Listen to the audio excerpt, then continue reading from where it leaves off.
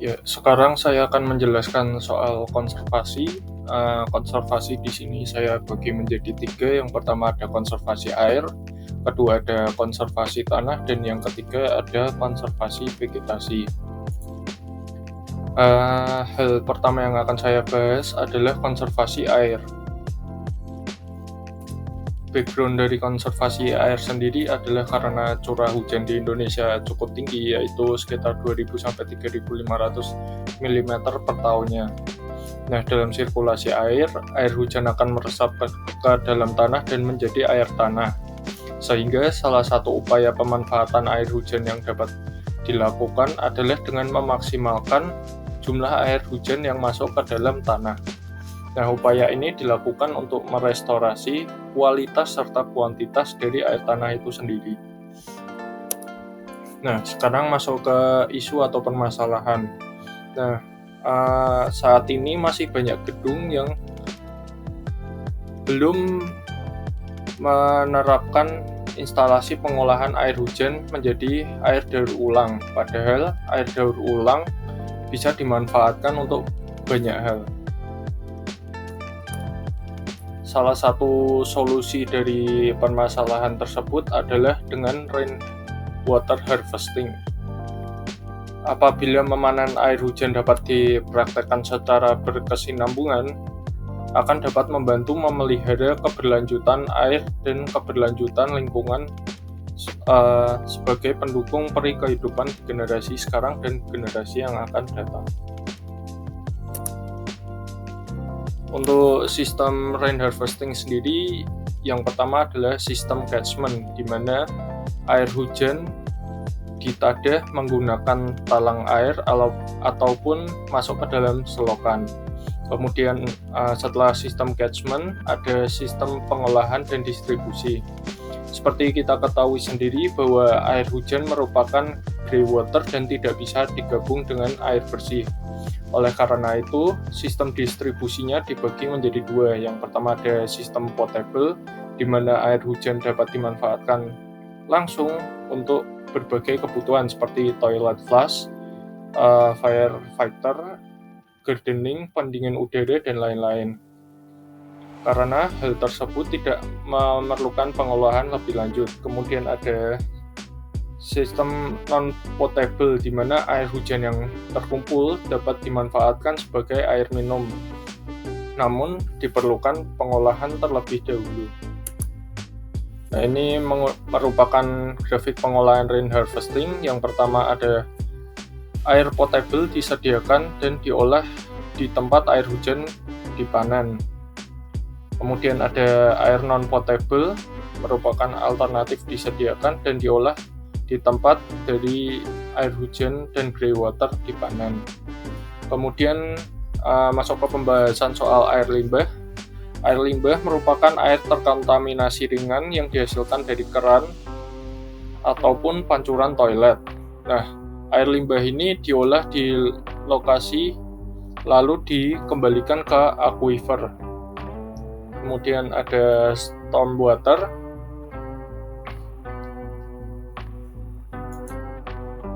Stormwater diisi kembali ke aquifer melalui fitur infrastruktur hijau di sekitar bangunan. Kemudian, bangunan akan memiliki air yang berlebih dan dikembalikan ke sumber air semula. Next, hal yang saya akan bahas adalah soal konservasi tanah. Isu atau permasalahan dari konservasi tanah sendiri adalah tanah di daerah perkotaan menghadapi berbagai ancaman seperti kompaksasi atau pemadatan, di mana hal ini mengurangi kemampuan tanah untuk menyimpan air. Hal tersebut juga berpengaruh pada pertumbuhan tanaman di sekitar. Kemudian ada erosi, polusi, dan penggunaan tanah yang tidak berkelanjutan. Nah, solusi yang bisa ditawarkan salah satunya adalah dengan melakukan urban farming. Konsep urban farming menawarkan solusi dengan menciptakan lahan terbuka hijau di tengah padatnya kota. Urban farming dapat mengelola wilayah perkotaan yang tercemar menjadi lingkungan yang nyaman dan sehat untuk ditinggali. Berbicara soal urban farming, tidak jauh dari fungsi tanah. Yang pertama ada tanah sebagai habitat. Tanah berfungsi sebagai habitat bagi mikroorganisme maupun makroorganisme seperti cacing dan serangga. Mereka sangat penting dalam menjaga kesuburan tanah. Kemudian yang kedua ada tanah sebagai media tanam. Seperti yang diketahui, tanah merupakan media tanam yang penting bagi urban farming. Selain tanah, ada juga aquaponik dan hidroponik yang dapat diterapkan pada urban farming. Nah, berikut merupakan tanah sebagai media urban farming. Tanah yang subur dan sehat dapat digunakan sebagai media tanam yang baik untuk pertanian maupun kebun sayuran. Nah, dalam konsep berkelanjutan, diperlukan pengelolaan tanah yang tepat untuk mempertahankan kesuburan dan kesehatan tanah, sehingga dapat digunakan untuk pertanian yang berkelanjutan dan ramah lingkungan. Nah, di sebelah kiri terdapat struktur dari green roof yang dapat digunakan sebagai media urban farming. Sedangkan di sebelah kanan dapat dilihat diagram skematik dari green roof. Dapat dilihat di sini bahwa bangunan yang tidak menggunakan green roof cenderung akan lebih panas dibanding bangunan yang menggunakan green roof. Dan konservasi yang terakhir yang saya akan bahas adalah konservasi vegetasi. Berbicara soal konservasi vegetasi, kita tidak jauh dari tanaman. Pengertian tanaman sendiri adalah suatu jenis organisme, terutama tumbuhan yang umum ditanam oleh orang. Nah, fungsi dari tanaman itu sendiri adalah berfungsi sebagai pelindung tanah terhadap daya pukulan butir air hujan maupun terhadap daya angkut air aliran permukaan atau runoff, serta meningkatkan peresapan air ke dalam tanah. Kemudian ada peran tanaman. Batang tanaman menjadi penahan erosi air hujan dengan merembeskan aliran air dari tajuk melewati batang, kemudian menuju permukaan tanah sehingga energi kinetiknya jauh berkurang. Kemudian ada akar. Selain akar berfungsi sebagai jalan masuknya nutrisi bagi tanaman, akar tanaman juga dapat menahan dan menstabilkan tanah serta mencegah erosi dan longsor. Kemudian tanaman berfungsi sebagai peredam suara. Beberapa tumbuhan dapat meredam suara, misalnya bambu dan rumput-rumputan. Kemudian yang terakhir ada tanaman dapat mengondisikan iklim, di mana tumbuhan berkontribusi menciptakan iklim mikro yang sehat. Vegetasi dapat menurunkan udara di sekitar dan meningkatkan kelembapan udara. Nah, permasalahannya adalah di perkotaan sering menghadapi berbagai permasalahan konservasi vegetasi. Salah satu tantangan utamanya adalah keterbatasan lahan. Seperti yang kita ketahui sendiri, perkotaan biasanya dipadati dengan bangunan dan memiliki sedikit lahan terbuka hijau untuk ditanami tanaman. Berdasarkan masalah tersebut, kita dapat merencanakan lahan sebelum dibangun. Pada lahan yang akan digunakan, kita perlu memperhatikan kesuburan tanah agar tidak tandus, karena berdirinya gedung dalam bangunan perlu mempertimbangkan kondisi tanaman yang ada. Jadi tanaman itu kita bedakan antara yang mana yang mau di keep di bangunan ataupun yang tidak.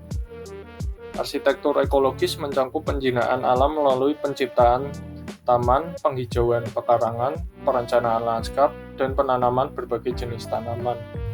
seperti penutup atap, penutup tanah, semak berlukar, dan pohon-pohon termasuk bambu sebagai peneduh lainnya yang dapat dibedakan berdasarkan tujuan peneduhan dan jenis akarnya.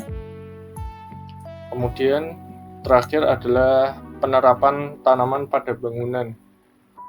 Beberapa cara yang diterapkan dalam menekan pemanfaatan tanaman dalam bangunan adalah dengan pendekatan lanskap.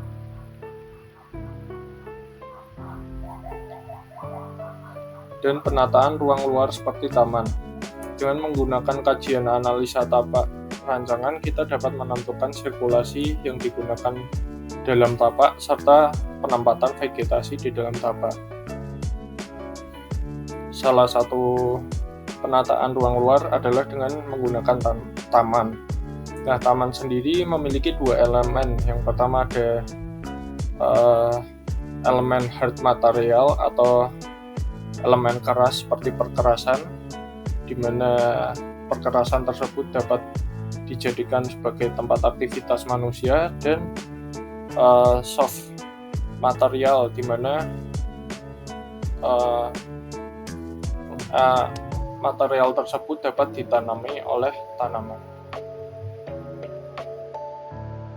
Kemudian untuk human behavior, di sini ada beberapa kegiatan manusia yang biasa dilakukan dalam sebuah bangunan perkantoran, antara lain mengerjakan tugas yang diberikan oleh atasan, meeting, melakukan pembinaan, melakukan penelitian, mengolah barang, layanan informasi, administrasi, pengawasan dan pengendalian barang.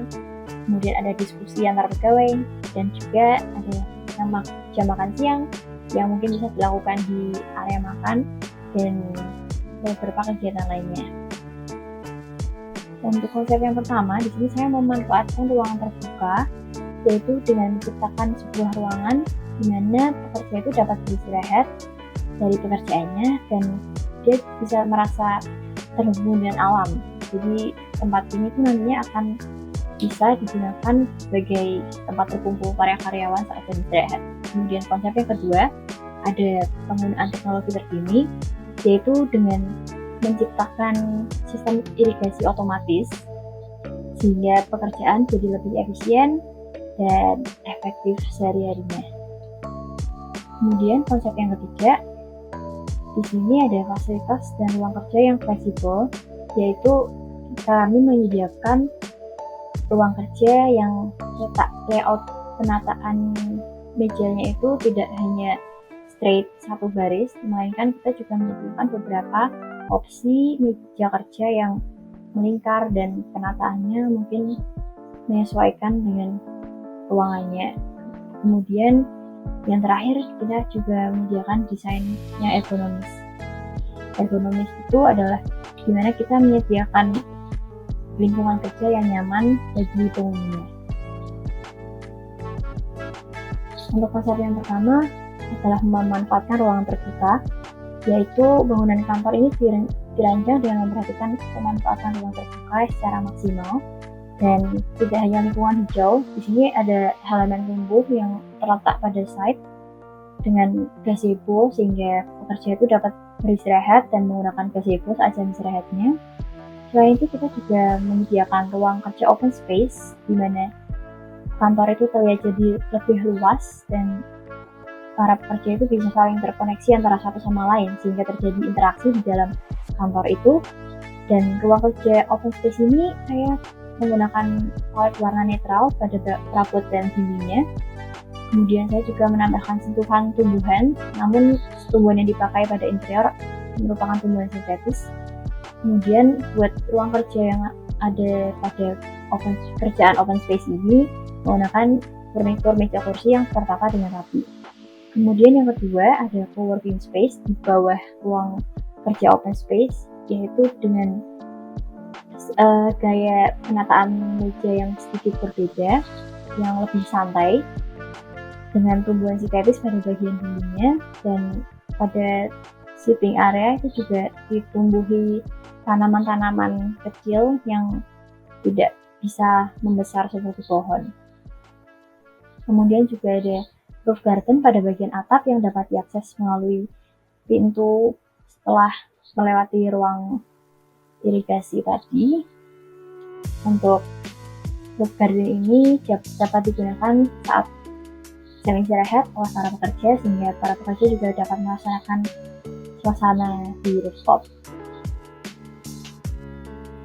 Kemudian untuk yang kedua ada sistem irigasi otomatis, yaitu teknologi baru yang bisa mengefisiensi air dan membantu pekerja dalam menyiram tanaman secara intens dan lebih produktif lagi. Kemudian buat cara kerja sistem irigasi ini, sistemnya ini otomatis dengan sensor kelembapan tanah. Jadi ketika sensor itu menyala, itu sistem irigasi akan bekerja dan memompa air. Kemudian pengguna akan mengatur jadwal penyiramannya. Jadi jadwal itu telah di-setting dari awal, sehingga sistem itu akan bekerja dengan sendirinya ketika jam-jam yang telah ditentukan, atau ketika ada pergantian suhu atau cuaca yang mendadak panas, itu sistem irigasi akan secara otomatis menetralkan kembali suhu ruangan gitu. Dan sistem ini juga tentu akan dimonitor oleh para pekerja, jadi para pekerja tidak perlu selalu menyeting waktu untuk menyiram tanaman, namun para pekerja itu tinggal menetapkan waktu sehingga mesin itu akan bekerja secara otomatis dengan waktu yang sudah ditentukan. Kemudian yang ketiga ada fasilitas dan ruang kerja yang fleksibel. Di sini saya menambahkan area rekreasi sebagai area hiburan maupun area bersantai bagi para pekerja ketika sedang bosan dalam melakukan pekerjaan. Di sini area santai ini juga dilengkapi dengan fasilitas yang santai seperti ada ayunan maupun area beanbag untuk para pekerja dapat berinteraksi dengan temannya dengan santai. Kemudian untuk yang kedua, di sini saya juga menyediakan working space yang penataan layoutnya itu juga tidak serapi yang di ruang open space tadi. Kemudian untuk yang terakhir di sini ada desain ergonomis, yaitu kita menyediakan furnitur berupa meja maupun kursi yang nyaman bagi para penghuninya dengan ketinggian yang disesuaikan, dan kemiringan kursi juga kita sudah mengatur dan memilih furnitur yang terbaik untuk kenyamanan para pekerja, sehingga para pekerja ini tetap dapat bekerja dengan sehat dan nyaman saat bekerja, sehingga tidak mudah bosan dalam pekerjaan tersebut. Selamat pagi, perkenalkan nama saya Sastria Pramesti Putri dengan NIM 21A10035, dan di sini saya akan mempresentasikan salah satu topik yang akan dibahas dalam pemenuhan tugas ujian akhir semester mata kuliah arsitektur ekologis, yaitu pengelolaan sampah dan sistem kota. Sebelumnya, sampah merupakan sisa-sisa kegiatan sehari-hari manusia atau dari proses alam. Sampah seringkali mengacu kepada material sisa yang tidak diinginkan dan tidak bermanfaat lagi bagi manusia. Berdasarkan sifatnya, sampah dibedakan menjadi dua, yaitu sampah padat dan sampah cair. Sampah padat merupakan segala bahan buangan selain kotoran manusia, urin, sampah cair, dan lain-lain. Sampah padat dapat berupa sampah dapur, sampah kebun, plastik, dan sampah organik, bahkan sampah anorganik. Selanjutnya yang kedua adalah sampah cair. Sampah cair adalah bahan cairan yang telah digunakan dan tidak diperlukan lagi. Sampah cair dibedakan menjadi dua, yaitu limbah hitam dan juga limbah rumah tangga. Limbah hitam merupakan sampah cair yang dihasilkan dari toilet dan mengandung patogen yang berbahaya bagi manusia. Sedangkan limbah rumah tangga merupakan sampah cair yang dihasilkan dari dapur, kamar mandi, dan tempat cucian. Apabila sampah tidak dikelola dengan baik, maka akan menjadi masalah yang serius bagi kelestarian di lingkungan sekitar. Untuk itu, diperlukan upaya untuk mengolah dan mengelola sampah tersebut agar tidak mencemari lingkungan. Berbicara tentang lingkungan, kelompok kami mengambil sebuah lokasi tapak yang terletak di Jalan Untung Suropati, Kedung Pane, Kecamatan Njen, Kota Semarang. Lokasi ini berada di kawasan industri Bukit Semarang Baru atau yang biasa kita kenal dengan BSP. Menurut pengamatan kami, BSP telah beberapa kali melakukan pengolahan sampah organik menjadi kompos. Namun, masih terdapat banyak residu yang dibuang melalui sistem open dumping ini, sehingga masih kurang efektif untuk menjadi satu solusi penanganan sampah di kawasan BSP. Oleh karena itu, Diperlukan upaya lain untuk mengoptimalkan daur ulang sampah, yaitu dengan adanya Material Recovery Facility, atau yang biasa kita kenal dengan MRF. MRF ini memiliki fungsi untuk memaksimalkan daur ulang sampah dan menghasilkan residu seminimal mungkin. Sehingga dengan adanya MRF ini, tentunya diharapkan dapat membantu untuk memaksimalkan proses pengolahan sampah yang ada di kawasan industri BSP. Dan berikut ini adalah ide dan juga konsep kami dalam penerapan MRF di Coworking Urban Farming.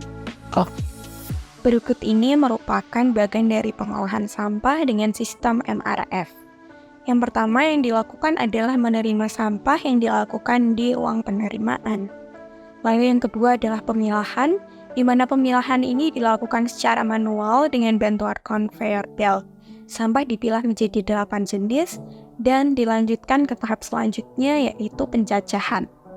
Plastik HDPE keras dan lembaran, PET dan juga PP dicacah menggunakan mesin pencacah plastik.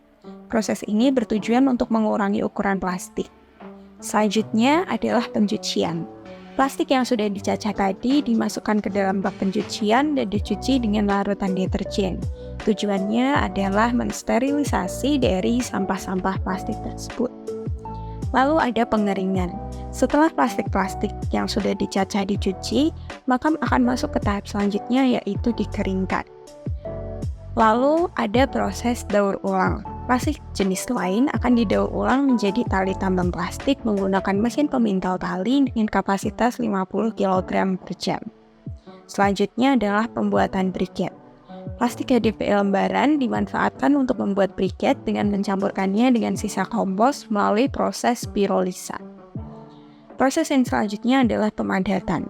Sampah kertas, plastik jenis kemasan refill, dan lain-lain dipadatkan menggunakan vertical baler. Tujuannya adalah supaya sampah daur ulang dapat dikemas dan juga dihantarkan dengan mudah. Lalu yang terakhir adalah pengemasan. Plastik hasil cacahan, briket, botol kaca atau gelas dikemas dalam kerat plastik dan dijahit menggunakan mesin penjahit karung. Hal ini dilakukan untuk memudahkan penjualan dan juga penyimpanan sampah daur ulang. Nah, berikut tadi merupakan langkah-langkah yang dilakukan dalam pengelolaan sampah melalui sistem MRF yang dapat dilakukan untuk sampah padat. Lalu, bagaimana dengan sampah cair? Nah, berikut ini adalah beberapa langkah dan ide yang kami usulkan untuk pengolahan limbah cair yang biasanya berasal dari limbah rumah tangga dan juga limbah toilet, yaitu dengan pemasangan grease trap. Grease trap sendiri merupakan salah satu unit plumbing yang ada di rumah maupun dapat diletakkan di perkantoran. Ini merupakan wadah untuk menangkap minyak dan lemak yang ada dari air buangan limbah cair. Fungsi dari grease trap yaitu untuk mencegah agar air buangan yang mengandung lemak dan minyak tidak langsung masuk menuju jalur pemipaan. Jika lemak dan minyak sampai menempel pada dinding pipa, ini dapat menyebabkan sedimentasi yang membuat pipa tersumbat. Cara kerja grease trap pada mulanya yaitu air yang tercampur dengan minyak dan lemak akan masuk melalui bilik pertama, dan air yang mengandung lemak dan minyak akan mengapung karena memiliki massa jenis yang lebih ringan daripada air. Sementara itu kotoran makanan yang lain akan disaring lalu diendapkan di dasar bilik. Selanjutnya air bersih akan masuk ke bilik kedua sebelum akhirnya dibuang ke outlet pipa menuju real kotor. Nah, pipa outlet ini memiliki bentuk yang meranjang dan juga ke bawah dengan tujuan agar air bersih tidak tercampur dengan minyak yang sudah diendapkan tadi. Kekurangan dari grease trap sendiri adalah karena unit ini kecil sehingga melakukan pembersihan yang berkala. Jadi, mesin ini tidak dapat melakukan pembersihan atau treatmentnya sendiri. Nah, namun di sisi lain kelebihannya adalah grease trap ini mudah sekali untuk dipasang dan diaplikasikan di rumah-rumah maupun di gedung-gedung perkantoran 4-5 lantai. Dan berikut ini merupakan salah satu contoh dari penerapan sistem MRF dan juga grease trap yang diletakkan dalam desain perancangan co-urban farming and office, di mana kita bisa melihat bahwa terdapat beberapa tong-tong sampah yang diletakkan supaya nanti sampah-sampah dapat dipilah secara langsung oleh pengguna sampah itu. Lalu kemudian kami juga meletakkan ruang MRF yang dekat dengan jalan supaya pengangkutan sampah dapat dilakukan berkala dan dilakukan setiap hari seperti itu. Selanjutnya adalah peletakan grease trap yang dilakukan di dekat dengan ruang MEP dan juga tujuannya adalah supaya ruang MEP ini dapat menjadi ruang kontrol dari unit plumbing atau grease trap itu tadi. Sekian yang dapat saya sampaikan melalui materi pengelolaan sampah dan sistem kota. Hai, perkenalkan nama saya Billy Sugianto dengan NIM 21A10017 dan di sini saya akan mempresentasikan salah satu topik yang dibahas dalam pemenuhan tugas ujian akhir semester mata kuliah arsitektur ekologis, yaitu tentang efisiensi energi pada bangunan. Penataan energi dalam bangunan menjadi salah satu aspek penting yang semakin dirasakan dalam desain arsitektur. Krisis sumber energi yang tak terbaharui mendorong arsitek untuk lebih peduli terhadap energi dengan mengadopsi sumber energi terbaharui dalam merancang bangunan yang efisien energi. Desain yang efisien energi menjadi prioritas utama karena kesalahan sedikit saja dalam desain yang mengakibatkan pemborosan energi akan berdampak pada biaya operasional selama bangunan beroperasi. Yang menarik dari karya arsitektur yang hemat energi bukan hanya kemampuannya dalam mengatasi kendala dan memanfaatkan potensi iklim tropis, tetapi juga kemampuannya dalam memanfaatkan potensi iklim yang ada. Berikut ada beberapa teori tentang cara membangun bangunan yang menghemat energi menurut Frick dan Mulyani tahun 2006. Yang pertama itu memerhatikan iklim setempat. Penggunaan tumbuhan dan air sebagai pengatur iklim pembangunan yang menghemat energi orientasi terhadap sinar matahari dan angin. Yang kedua ada substitusi sumber energi yang tidak dapat diperbaharui dengan meminimalisasi penggunaan energi untuk alat pendingin, menghemat sumber energi yang tidak dapat diperbaharui dengan cara memajukan penggunaan energi alternatif penggunaan energi surya. Kemudian yang ketiga, penggunaan bahan bangunan yang dapat dibudidayakan dan yang menghemat energi. Memilih bahan-bahan bangunan menurut penggunaan energi dan penggunaan kembali sisa-sisa bangunan atau limbah. Yang keempat ada menghemat sumber daya alam, udara, air, dan tanah dengan memperhatikan pada bahan mentah dan sampah yang tercemar, perhatian pada peredaran air bersih dan limbah air. Kemudian ada intensitas energi yang terkandung dalam material saat digunakan saat pembangunan harus seminimal mungkin dengan cara-cara perhatian pada iklim setempat, substitusi, minimalisasi dan optimasi sumber energi yang tidak dapat diperbaharui, penggunaan bahan bangunan yang dapat dibudidayakan dan menghemat energi, pembentukan siklus yang utuh antara penyediaan dan pembuangan bahan bangunan, energi atau limbah dihindari sejauh mungkin, dan penggunaan teknologi tepat guna yang manusiawi. Kemudian, penghematan energi dalam arsitektur dapat dilakukan dengan beberapa cara, yaitu dengan conserving energy, berarti menghemat energi dengan memanfaatkan sumber daya alam yang tersedia. Yang kedua, menggunakan bahan-bahan yang ramah lingkungan dan teknologi yang efisien energi seperti pencahayaan alami, ventilasi alami, dan panel surya. Dengan demikian, bangunan dapat menjadi lebih efisien energi dan ramah lingkungan. Contoh konservasi energi dalam desain arsitektur dapat dilakukan dengan beberapa cara. Contoh yang pertama itu dapat memberi bukaan atau ventilasi udara dalam bangunan untuk mengurangi ketergantungan pada pencahayaan buatan. Yang kedua, jika bangunan masih terasa panas, kita dapat menggunakan AC tapi dengan menerapkan pengontrol AC seperti VRV. variabel refrigeran volume juga dapat membantu menghemat energi. Yang ketiga, pemanfaatan energi melalui matahari, yaitu menggunakan panel surya dengan sistem fotovoltaik, juga menjadi solusi dalam penghematan energi.